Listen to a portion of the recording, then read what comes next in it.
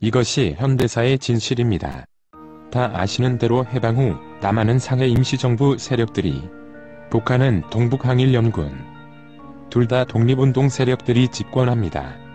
남한은 친일 세력들이 집권했다고 하지만 이는 사실이 분명 아닙니다. 이승만과 이시영 등 초대 정부 관료들은 거의 독립운동 세력이었습니다. 이 때문에 미국과 마찰을 빚죠. 미국은 한국과 일본 관계 정상화를 원했습니다. 여기에 걸림돌이 이승만이었죠. 그래서 이승만은 제거됩니다. 그리고 역대 가장 친미 정부인 이공화국 장면 내각이 출범합니다. 장면 내각은 헌데, 4.19 솜방망이 처벌로 일관하다가 5.16 군사 쿠데타로 무너집니다. 미국이 한일협정 압력을 넣고 장면 내각으로 추진하려고 했는데 갑자기 차질이 빚어진 거죠. 당시 정치인들 절반은 적어도 구한말 미국의 뒤통수를 잘 기억하고 있었을 겁니다. 그래서 미국 의존보단 자립정책으로 전환됩니다. 이때 추대된 게 바로 좌익 계열 박정희, 김종필입니다. 한국은 이승만 시절과는 달리 이때부터 자립정책으로 전환되고 스스로 수출에 열을 올리면서 달러를 벌어들이기 시작합니다. 베트남 전파병과 중동 특수로 특히 많은 달러를 벌어들입니다. 이 돈으로 박정희 정권은 무기 개발에 몰빵합니다. 세계 최대 무기 생산국인 미국이 당연히 좋아할 리가 없죠. 게다가 일본도 당연히 한국이 무기 생산하면 어떻게든 태클을 걸어야 하는 입장. 그래서 유신 정권은 사실 북한보다 미국, 일본과 관계가 더 안 좋았습니다.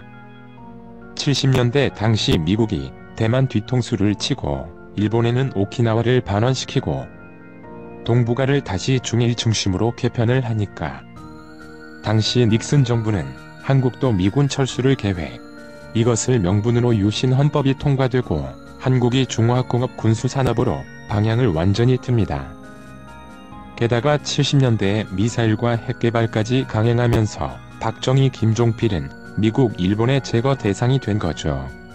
그래서 박정희는 암살되고 1980년 직선제하면 김종필이 당선될 것 같으니까 전두환이 불법으로 등장합니다. 12.12 군사반란은 미국 도움 없이 설명이 불가능합니다. 당시 신군부 하나회 세력들은 일개 사단장급에 불과했고 군수 내부들은 죄다 비하나회였습니다. 수방사령관조차도 비하나회였죠.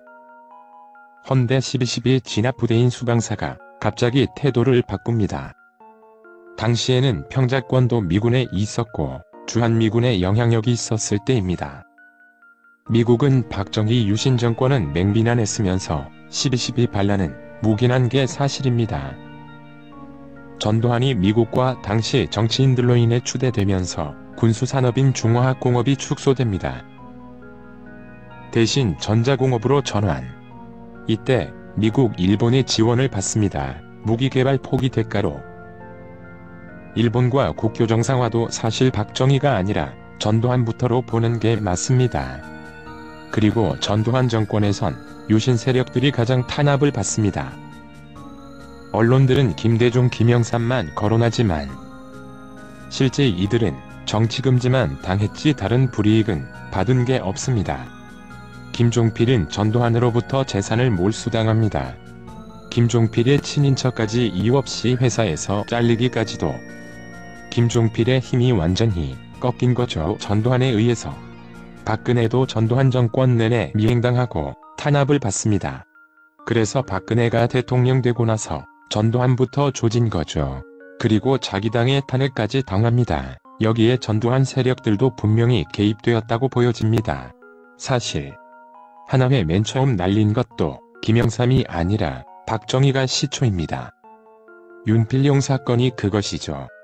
미국이 하나회 지원한다는 거 눈치 까고 하나회를 박살낸 게 박정희가 맞습니다. 전두환은 경호실장 박종규 덕에 살아남은 거죠.